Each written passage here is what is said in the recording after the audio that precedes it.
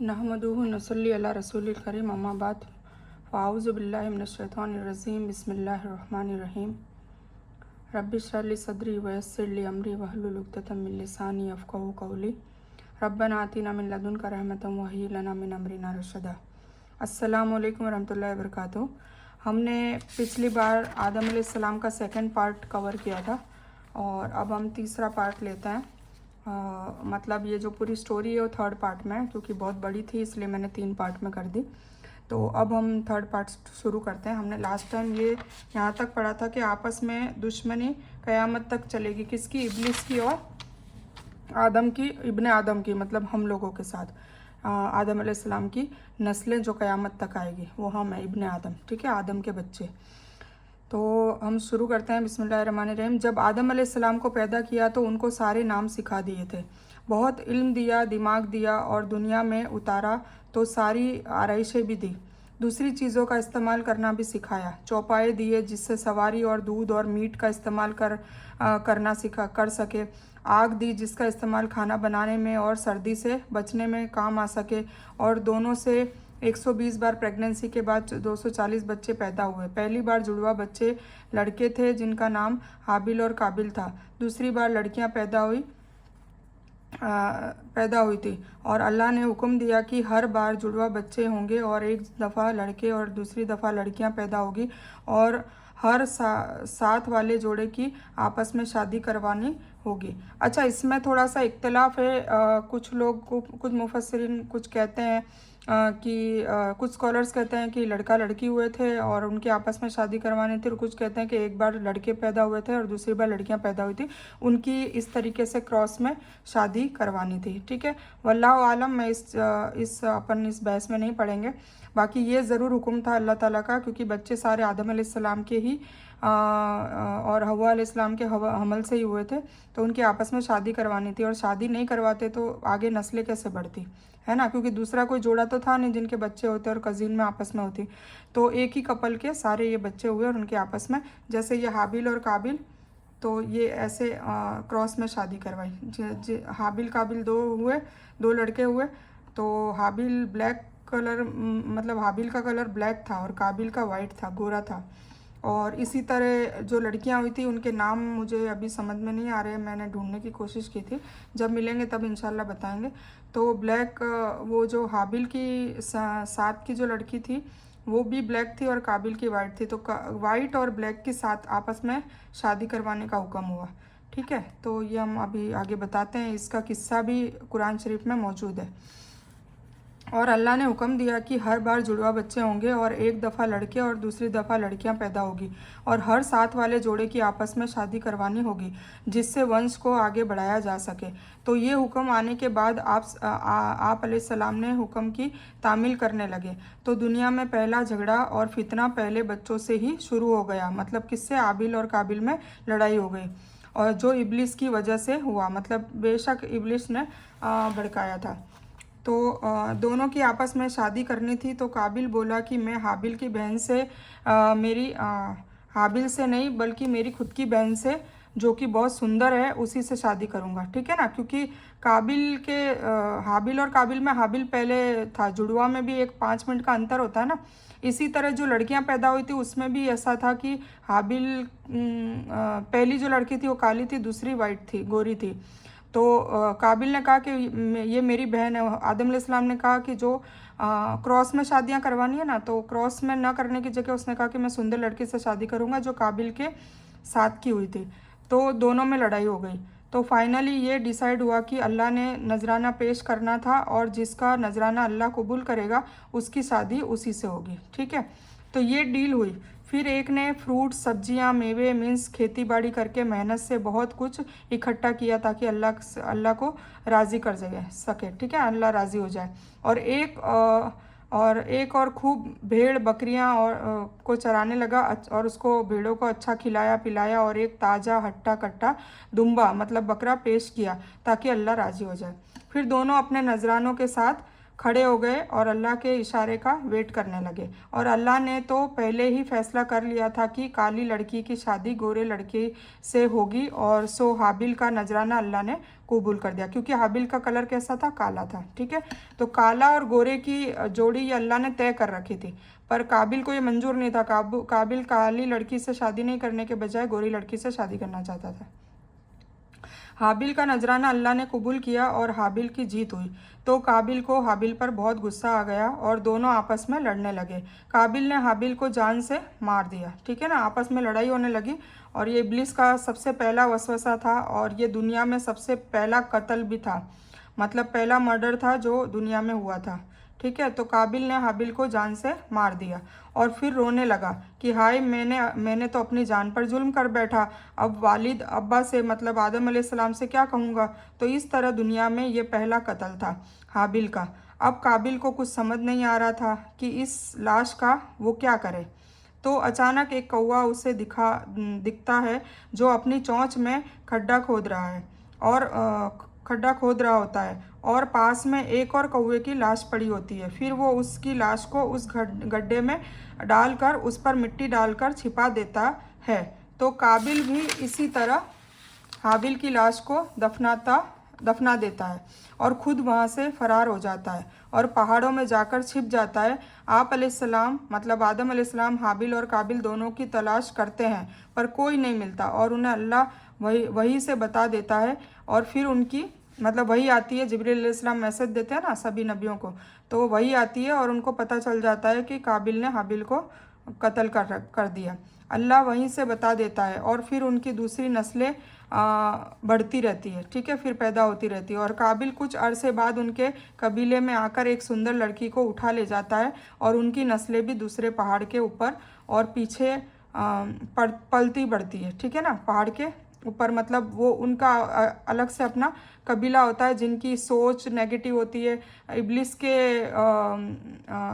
इशारों पे चलते हैं वो, तो वो बिल्कुल अलग गुट बन जाता है। और आदम अलैहिस्सलाम की जो दूसरी नस्ल है सीस अलैहिस्सलाम, और इनका एक अच्छा गुट बन जाता है। तो अच्छे और बुरे की एक टीम हो जाती है, अलग अलग टीम हो जाती है, कबीले हो जाते हैं। और फिर लास्ट क़यामत तक इसी तरह होता रहता है, मतलब अच्छे भी पैदा होते हैं, बुरे भी, मतलब जो इब्लिस के चालों में आ जाते हैं और इब्लिस के इशारों पे चलते हैं। तो इसी तरह काबिल का एक पूरा कबीला बन जाता है, लाखों की तादाद में उसकी भी नस्लें पैदा हो जाती है, और इसी तरह अच्छे और बुरे किरदार के लोग पैदा होते रहते हैं। तो ये था किस्सा आदम अलैहिस्सलाम का। अब कुरान में ये पूरी स्टोरीज़ को तोड़कर बयान किया गया है, जो आपको कुरान पढ़ने पर जानने को मिलेगा इंशाअल्लाह। ठीक है, तो ये हमने अभी तक का आदम अलैहिस्सलाम की स्टोरी 3 टुकड़ों में बयान कर दी है। तो आप जब भी ये स्टोरीज़ को अच्छे से पढ़ेंगे, और मैं इसका अभी स्क्रीनशॉट भी भेज दूंगी ताकि आप लोग खुद अपने हाथों से इसको लिखें और स्टोर करें, ताकि आपके नस्लों तक ये मैसेज जाए। और जब ये स्टोरीज़ आप अपने हिसाब से लिखेंगे तो आपको याद भी होगी, और दूसरा ये कि आप अपने बच्चों के लिए एक बहुत बेहतरीन तोहफ़ा देकर जाएंगे कि बच्चे बड़े होंगे और वो पढ़ेंगे तो उन्हें भी पता चलेगा, और फिर वो कुरान से उनको भी प्यार होगा, और कुरान पढ़ेंगे तो उनको भी बहुत अच्छे से समझ में आएगा इंशाअल्लाह। ठीक है, अब हम जानते हैं कि अल्लाह ने कोई भी बात कुरान में रखी है उसकी वजह होती है, और इस किस्से का हमें जानने को मिलता है कि हमें अल्लाह की ही बात माननी है। ठीक है, अच्छाई का ही अमल करना है, और अल्लाह कोई भी हुक्म दे तो चाहे हमें पसंद हो या ना हो, हमें उसे ही मानना है, क्योंकि रब राज़ी तो सब राज़ी। ठीक है, जैसे कि मैं आपको याद दिला दूं, अपन इसके पास्ट में जाते हैं स्टोरीज़ के, तो क्या हुआ था मैं बिल्कुल ब्रीफ में बता देती हूँ कि एक इब्लिस ने सजदा करने को मना किया, तो उसको ज़मीन पर धुतकारा हुआ पाया गया, उसको इब्लिस नाम दिया, अजाजिल था वो, और क़यामत तक मतलब जहन्नम में वो पड़ा रहेगा क़यामत के बाद भी।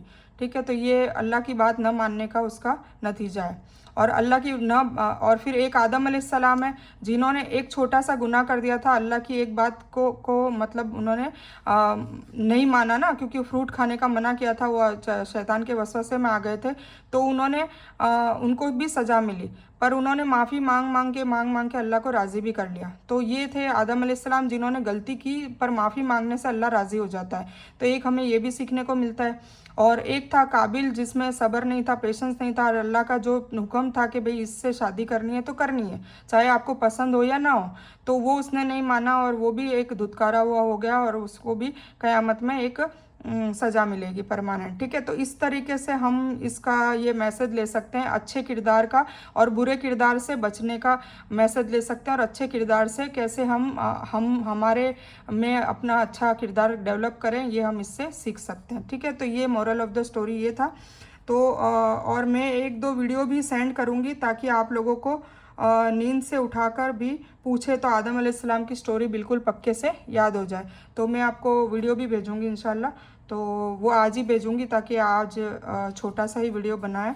अब हम नेक्स्ट इंशाल्लाह इब्राहिम अलैहिस्सलाम की स्टोरी कवर करेंगे, पर मैं आज नहीं करूँगी क्योंकि हम एक वीडियो में एक ही रसूल और नबी की करेंगे ताकि आपको अच्छे से ध्यान रहे। ठीक है, तो इब्राहिम अलैहिस्सलाम की स्टोरी हम इंशाल्लाह पूरी एक वीडियो में ही कवर कर लेंगे, क्योंकि इब्राहिम अलैहिस्सलाम की स्टोरी हम 2 वीडियो में कवर करेंगे, क्योंकि इब्राहिम अलैहिस्सलाम की स्टोरी भी बहुत बड़ी है। हाँ, इब्राहिम अलैहिस्सलाम की स्टोरी भी बहुत बड़ी है, तो हमें तकरीबन 2 या 3 वीडियो इसमें भी लगेंगे, तो इंशाल्लाह वो हम कवर कर लेंगे। उसके बाद इस्माइल अलैहिस्सलाम की स्टोरी भी है, मैंने देख लीजिए आपके सामने सारी लिख ली है। ठीक है, और अब मैं इसको एक एक दिन में रिकॉर्ड करूँगी। फिर उसके बाद आती है नूह अलैहिस्सलाम की स्टोरी। ठीक है, फिर यूसुफ़ अलैहिस्सलाम, इसाक अलैहिस्सलाम, हूद अलैहिस्सलाम, ये सारी स्टोरीज़ मैं लिख चुकी हूँ। ठीक है, अब एक चीज़ और मैं आपको बता दूँ कि जैसे कि मैंने आपको पास्ट में बताया था, वीडियो नंबर 1 वर्कशॉप नंबर 2 का वीडियो नंबर 1 था, उसमें आपको याद होगा मैंने बताया था कि हर नबी ने, हर रसूल ने अपनी मुसीबत में, अपनी परेशानी में एक दुआ मांगी थी। वो दुआ बहुत स्पेशल है और वो दुआ हमें भी सीखनी चाहिए, और हमें उससे हम मांगेंगे तो इंशाल्लाह अल्लाह राज़ी होगा, क्योंकि अल्लाह ने नबियों पे और रसूलों पे भी इनामत दिए उन दुआओं से, तो हमें भी बेशक देगा। तो आदम अलैहिस्सलाम की और हव्वा अलैहिस्सलाम की जो दुआ है वो मैं आज पढ़ती हूँ। हम जैसे जैसे स्टोरी कवर करेंगे, जैसे आदम अलैहिस्सलाम की आज स्टोरी कवर करी तो हम आदम अलैहिस्सलाम की दुआ पढ़ेंगे, फिर आगे चलते रहेंगे जैसे जैसे नबियों की दुआएं। ठीक है, तो आदम अलैहिस्सलाम और हव्वा अलैहिस्सलाम की जो दुआ है वो ये थी, रब्बना ज़लमना अनफुसना व इन लम तगफिर लना व तरहमना लनकूनन्ना मिनल खासिरीन। ठीक है, इसका मतलब है, ए अल्लाह, हमने हमारे पर जुल्म किया, अगर आप हमें माफ़ न करेंगे और हम पर रहम न करेंगे तो हम लाजमन खसारे में, मतलब मुसीबत में पड़ जाएंगे। ठीक है, आमीन। तो ये दुआ है, तो ये इसका भी मैं आपको स्क्रीनशॉट इंशाल्लाह भी भेजती हूँ। तो ये आपको धीरे धीरे, ये आपको लिखनी भी है और इसका तर्जुमा भी लिखना है और आपको धीरे धीरे याद करनी है। जितनी भी रब्बना है, 40 रब्बना है टोटल अपने कुरान में, तो वो 40 की 40 रब्बना हम डेली ऐसे याद करते जाएंगे तो हम इसको याद कर पाएंगे, हिफ्ज़ हो जाएगी इंशाल्लाह में।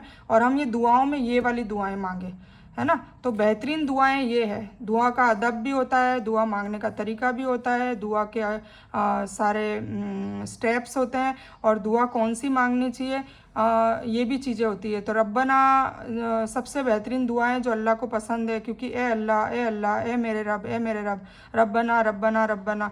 तो रब्बना सारी 40 के 40 हम इंशाल्लाह कवर करने की कोशिश भी करेंगे और याद करने की भी कोशिश करेंगे, और याद ना हो तो एटलीस्ट उसकी एक हम मेमोराइज ऐसी बना देंगे, और वो जहाँ भी आप जहाँ आपकी नज़र जाती हो डेली, आपके बेड के पास या आपके किचन में, या जहाँ भी आप डेली में देखते हो उसको, आपकी नज़रें जाती हो, वहाँ पर आप चिपका दीजिए तो इंशाल्लाह आपको बहुत जल्दी याद होगी। क्योंकि देखो, जितनी कसरत से आप उसको बोलेंगे, ज़ुबान से पढ़ेंगे, इतनी आपको याद रहेगी, है ना। उसके लिए मेहनत करनी पड़ेगी, ऐसे ही बैठे बैठे याद नहीं हो जाएगी। ठीक है, तो वो अपनी नज़रों के सामने 50 बार 70 बार कसरत से निकलती रहेगी, और ज़ुबान से भी हम पढ़ते रहेंगे तो इंशाल्लाह बेशक हमें याद हो जाएगी। ठीक है, तो आज आदम अलैहिस्सलाम की स्टोरी ख़त्म होती है, और मैंने उनकी ये दुआ ये भी बता दी, रब्बना ज़लमना अनफुसना व इन लम तगफिर लना व तरहमना लनकूनन्ना मिनल खासिरीन, ये उनकी दुआ थी। तो आज का बयान बस इतना ही, मैं शॉर्ट में करूँगी, क्योंकि मैं जितनी भी स्टोरीज़ है वो बीच बीच में मतलब मिक्स नहीं करूँगी। आदम अलैहिस्सलाम के नाम से तो आदम अलैहिस्सलाम की ही आज होगी। ठीक है, अच्छा, आज थोड़ा शॉर्ट था तो मैं थोड़ा सा इसमें एक और इसमें हम थोड़ी थोड़ी छोटी छोटी बातें हम ऐड कर लेंगे।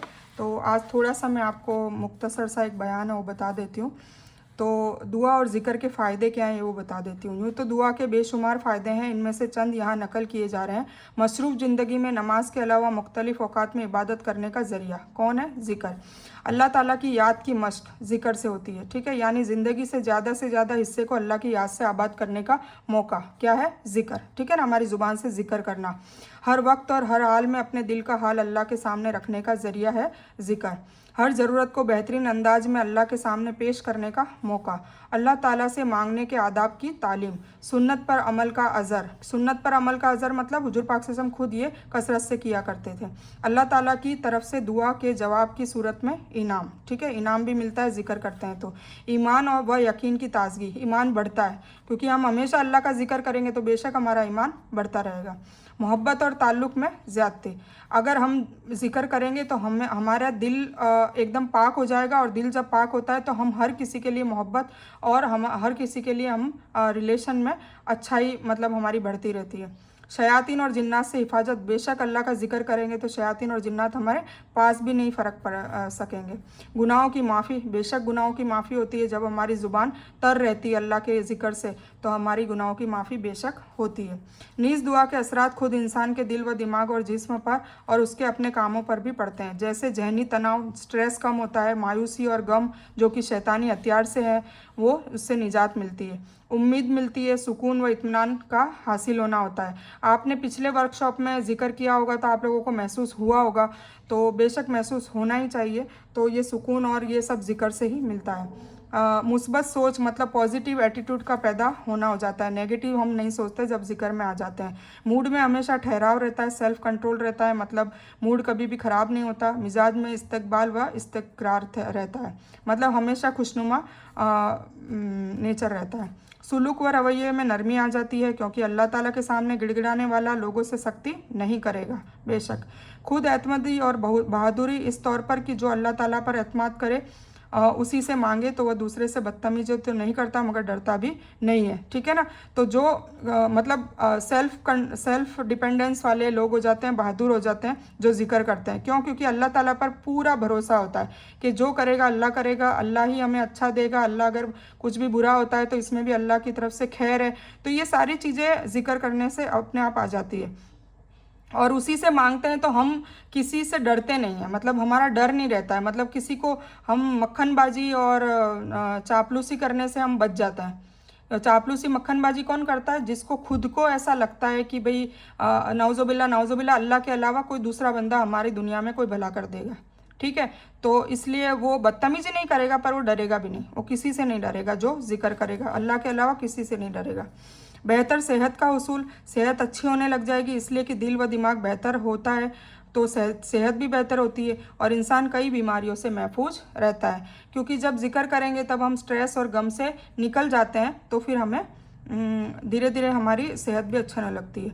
अपने आप की ज़िंदगी की बेहतर समझ कि मुझे किस तरह रहना चाहिए और किन कमज़ोरियों को दूर करना चाहिए, ये भी जिक्र का एक स्टेप है। खुदगर्जी, हसद, अकड़, घमंड वगैरह से निजात मिलती है जिक्र से, इसलिए कि हम अपने अलावा दूसरों के लिए भी दुआ मांगते हैं, ठीक है ना। हमेशा हम दूसरों के लिए भी दुआ मांगते हैं, खासकर जमा के सेगे वाली दुआएं, जैसे रब्बना, अभी बताया था ना मैंने 40 रब्बना, ए हमारे रब, तो शुरू होने वाली दुआओं में सबके लिए दुआ आ जाती है, ठीक है।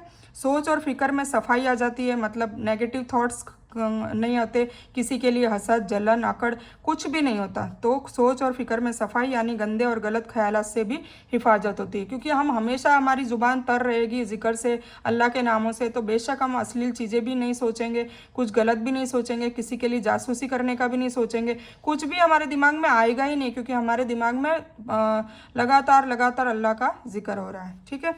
कामों में बरकत होने लगेगी कि अल्लाह के नाम से शुरू होने वाला काम बाबरकत होता है। बेशक इसके अलावा और भी बेशुमार फ़ायदे हैं। तो सोचिए दुआ और जिक्र के कितने फ़ायदे हैं जो मैंने आपको बताएं, जो दुनिया में भी हमें फ़ायदा करेंगे और आखिरत में भी इंशाल्लाह हमें फ़ायदा करेगा, ठीक है। अब दुआ मांगने का तरीका मैं बता देती हूँ। दुआ सिर्फ अल्लाह से मांगी जाए, वही कबूल करने वाला है और अल्लाह ताला ने फरमाया भी है। अब ये कुरान के कुछ आयत हैं, उसमें अल्लाह ताला खुद फरमाता है, मैं कबूल करता हूँ पुकारने वाले की दुआ, जब वह मुझे पुकारता है तो चाहिए कि वह पुकारे मुझे, वह ईमान लाए मुझ पर ताकि वह हिदायत पा जाए, है ना।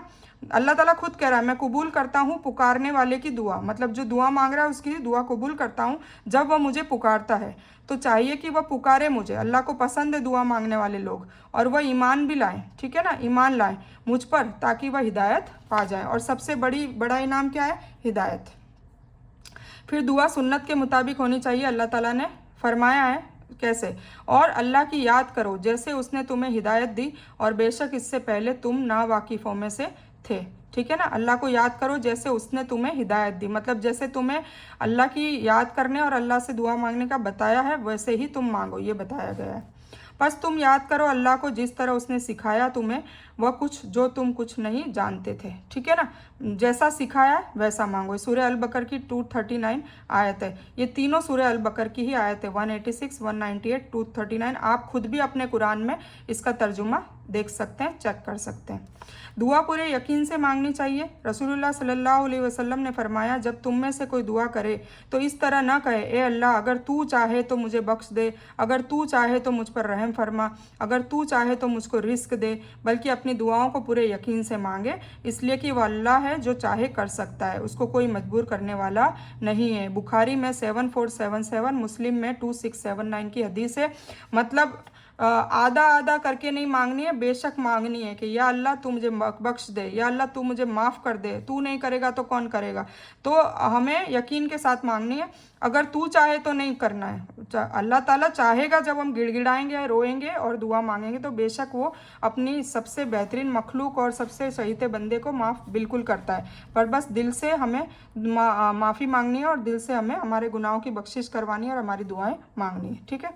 दुआ कबूल होने के बाद औकात है, मतलब कुछ ऐसे टाइम है जो हदीसों से साबित होते हैं जब दुआ कबूल होती है, तो आप इसको भी नोट कर लीजिएगा।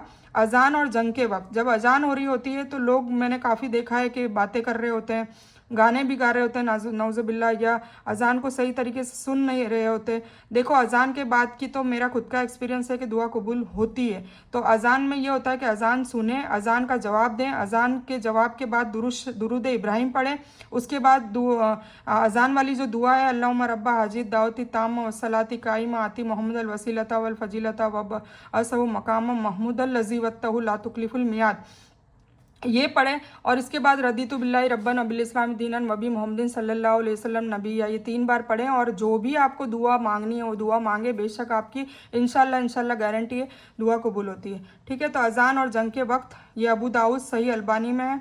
अजान और अकामत के दरमियान, अकामत पढ़ते हैं ना, अजान और अकामत मतलब जमात खड़ी होती है उससे पहले, तो वो कद कामत सला, तो वो अकामत होती है। तो अजान और अकामत के मतलब अजान के तुरंत बाद आप दुआ मांग सकते हैं। तिरमिजी 212, अबू दाऊद 521 में है। हर नमाज में तशहुद के बाद सलाम से पहले, ठीक है ना, तशहुद के बाद मतलब जब हम कायदे में बैठते हैं ऐसे उंगली रख के, ऐसे हाथ रखते हैं ना घुटनों पे, तो तब हम मांगे तो इंशाल्लाह वो भी दुआ कबूल कर, इंशाल्लाह बेशक दुआ कबूल होती है।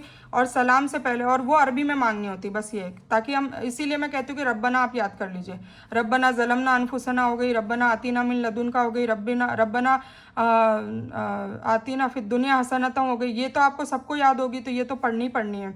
फिर रब्बिर हमुमा कमा रब्बयानी सगीरा, ये माँ बाप के लिए हो गई। रब्बना हबलना मिन अजवाजिना ज़ुर्रियातिना, ये शोहर और बच्चों के लिए हो गई। तो ये सारी दुआएं आप कहाँ पढ़ सकते हैं? यहाँ पे कायदे में, ठीक है। फ़र्ज़ नमाजों के बाद, जब भी आप दुआ मांगे फ़र्ज़ नमाजों के बाद, ये मैंने पहले वाले एपिसोड्स में भी बताया है कि फ़र्ज़ नमाजों के बाद हमेशा दुआ मांगनी चाहिए तो कबूल होती है। तिरमिजी 3499 में। सजदे की हालत में, जब भी सजदा करते हैं आप, उसमें भी आप दुआ मांग सकते हैं, बस शर्त यह है कि आप अरबी में मांगे, ठीक है ना, अरबी में आनी चाहिए आपको। रात के दरमियानी और आखिरी हिस्से में आप दुआ मांगे, मतलब जब भी आपकी आँख खुले, अल्लाह ताला 3 बजे 4 बजे हर बंदे को, मेरा ये मानना है, सबको नहीं या पता नहीं, पर मैंने अमूमन लोगों से सुना है कि 3-4 बजे एक बार आँख खुलती है। तो जब भी आँख खुले तब आपको ये दुआ मांगनी है, ला हौला वला कुव्वता इल्ला बिल्ला, और कोई भी दुआ मांगे तो दुआ कबूल होती है, ये मेरा भी तजुर्बा है। फिर जुम्मे के दिन इमाम के मिंबर पर बैठने से लेकर जुम्मा का खुतबा जो होता है, नमाज जुम्मा ख़त्म होने तक, फिर असर के बाद से मगरिब तक ये दुआएं कबूल होती है। बुखारी और मुस्लिम की हदीस है। जमजम पीते वक्त भी दुआ कबूल होती है। मुर्गे की आवाज़ सुनने पर भी दुआ कबूल होती है। बुखारी और मुस्लिम की हदीस है।